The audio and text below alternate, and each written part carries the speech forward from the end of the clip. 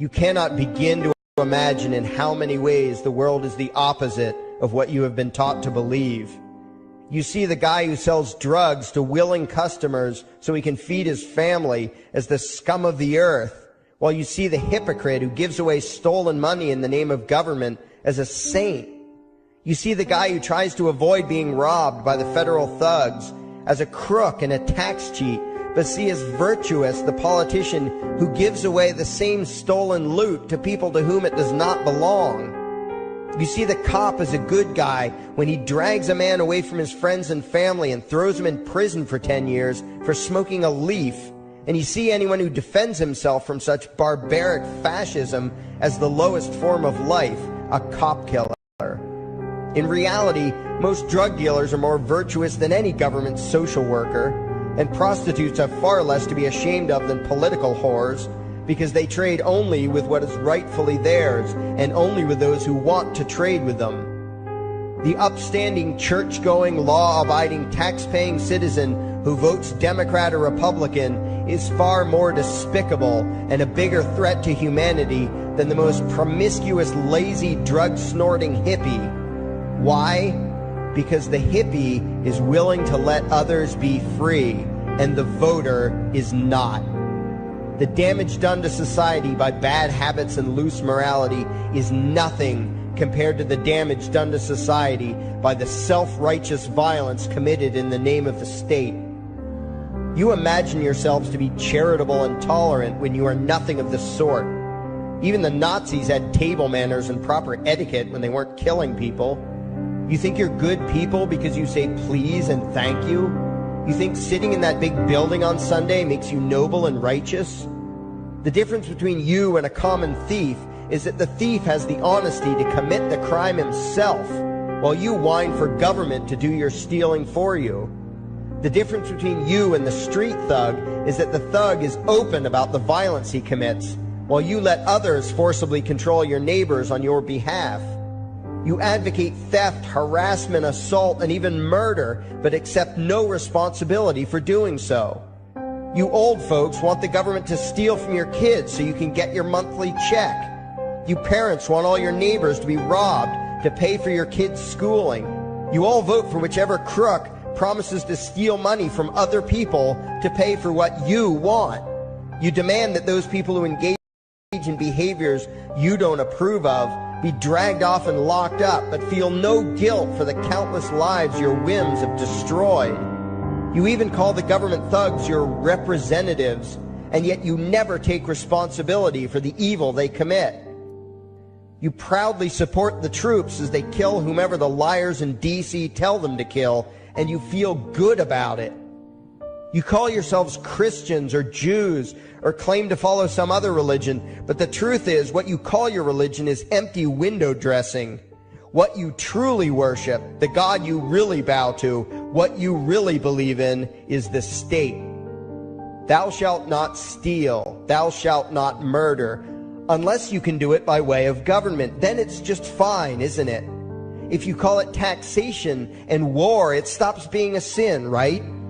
After all, it was only your God that said you shouldn't steal and murder, but the state said it was okay.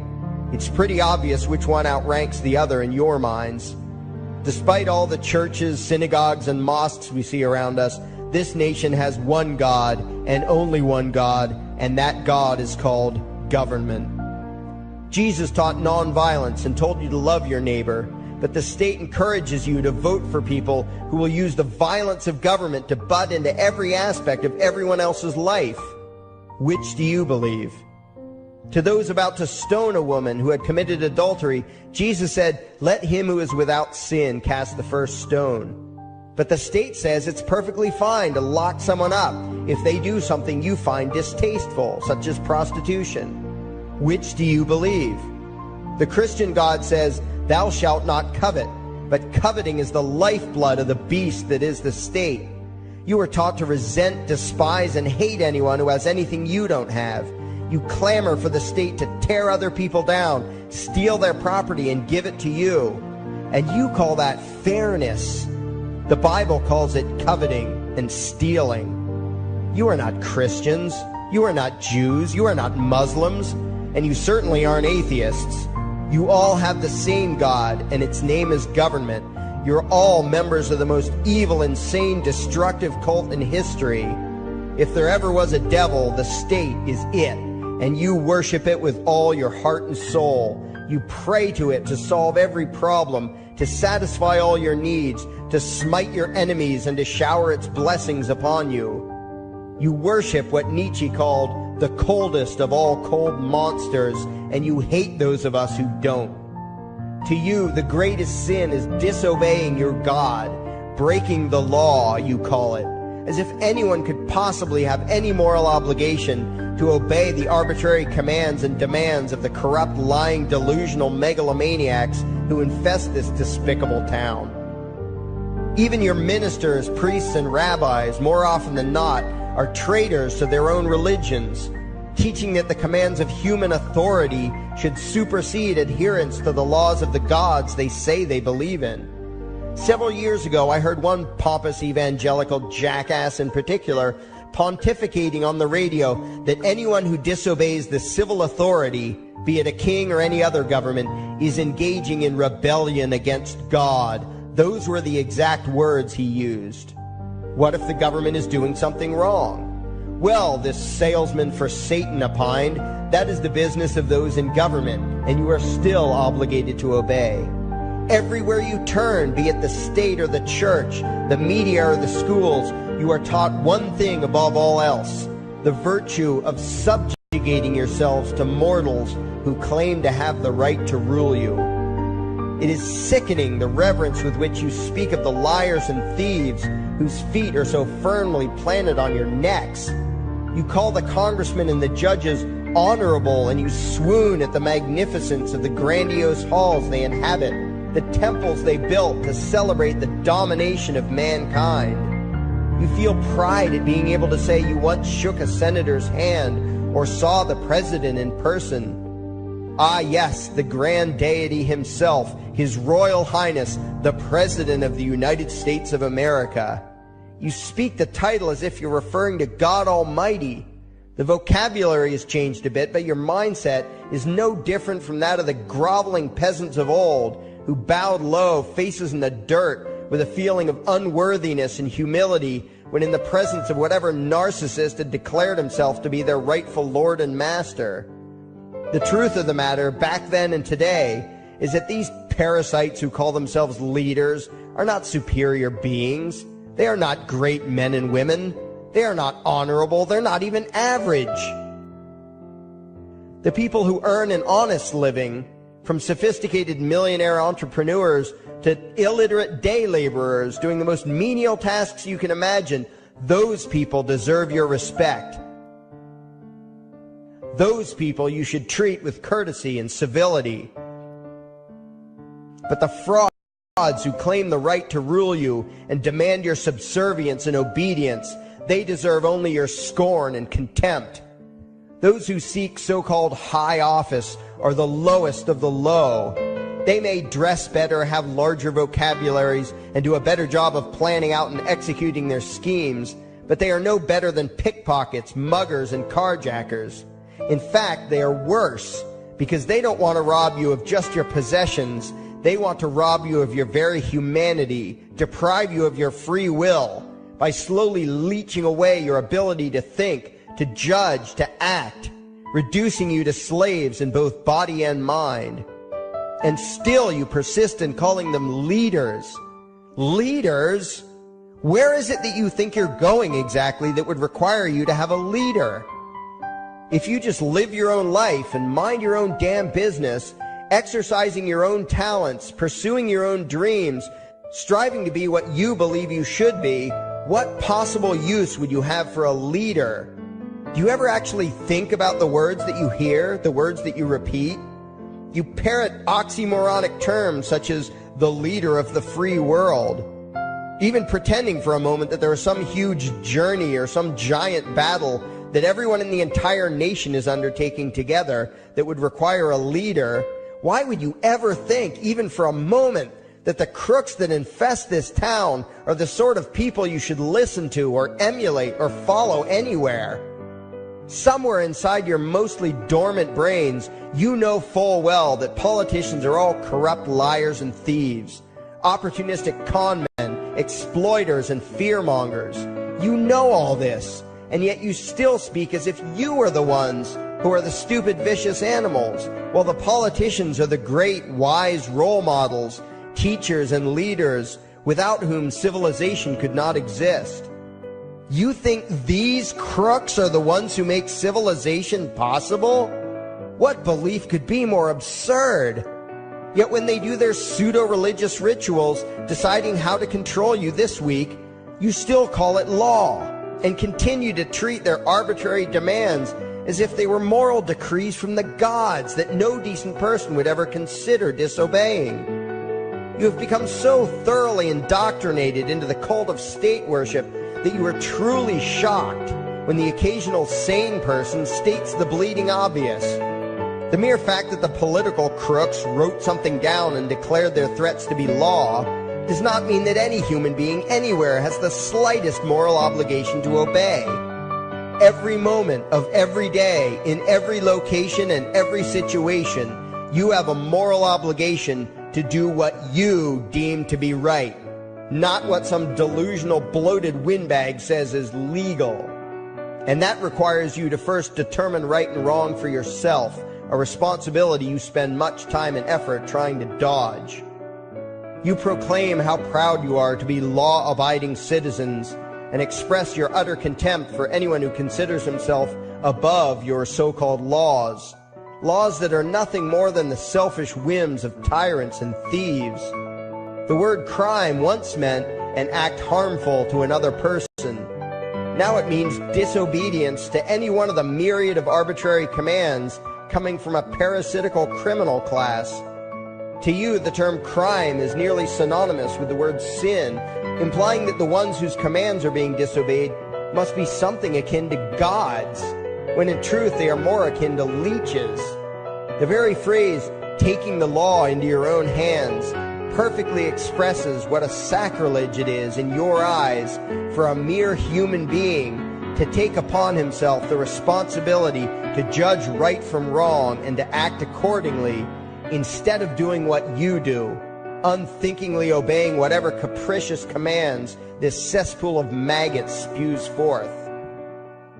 You glorify this criminal class as lawmakers and believe that no one is lower than a lawbreaker, someone who would dare disobey the politicians. Likewise, you speak with pious reverence of law enforcers, those who forcibly impose the politicians' every whim upon the rest of us. When the state uses violence, you imagine it to be inherently righteous and just, and if anyone resists, they are, in your eyes, contemptible lowlifes, lawless terrorist criminals. Like the lawless terrorist criminals who helped slaves escape the plantations. Like the lawless terrorist criminals who helped Jews escape the killing machine of the Third Reich. Like the lawless terrorist criminals who were crushed to death under the tanks of the Red Chinese government in Tiananmen Square. Like all the lawless terrorist criminals in history who had the courage to disobey the never-ending stream of tyrants and oppressors who have called their violence authority and law. And that includes the lawless terrorist criminals who founded this country. Everything you think you know is upside down, backwards, and inside out. But what has to take the cake, the height of your insanity, is the fact that you view as violent terrorists the only people on the planet who oppose the initiation of violence against their fellow men. Anarchists, voluntarists, and libertarians. We use violence only to defend ourselves against someone who initiates violence against us. We use it for nothing else. Meanwhile, your belief system is completely schizophrenic and self-contradictory. On the one hand, you teach the young slaves that violence is never the answer. Yet out of the other side of your mouths, you advocate that everyone and everything, everywhere and at all times be controlled, monitored, taxed, and regulated through the force of government. In short, you are teaching your children that the masters may use violence whenever they please, but the slave should never resist. You indoctrinate your children into a life of unthinking, helpless subservience. You are putting the chains around their little necks and fastening the locks tight. And worst of all, you feel good about it.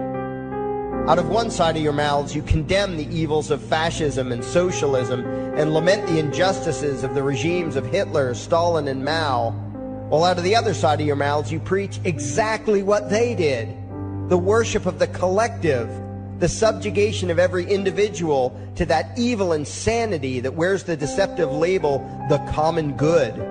You babble on and on about diversity and open-mindedness, and then beg your masters to regulate and control every aspect of everyone's lives, creating a giant herd of unthinking conformist drones. You wear different clothes and have different hairstyles, and you think that makes you different. Yet all your minds are enslaved to the same club of masters and controllers. You think what they tell you to think and do what they tell you to do while imagining yourselves to be progressive, thinking, and enlightened. From your position of relative comfort and safety, you now condemn the evils of other lands and other times while turning a blind eye to the injustices happening right in front of you. You tell yourself that had you lived in those other places, in those other times, you would have been among those who stood up against oppression and defended the downtrodden. But that is a lie. You would have been right there with the rest of the flock of well-trained sheep, loudly demanding that the slaves be beaten, that the witches be burned, that the nonconformists and rebels be destroyed. How do I know this? Because that is exactly what you are doing today.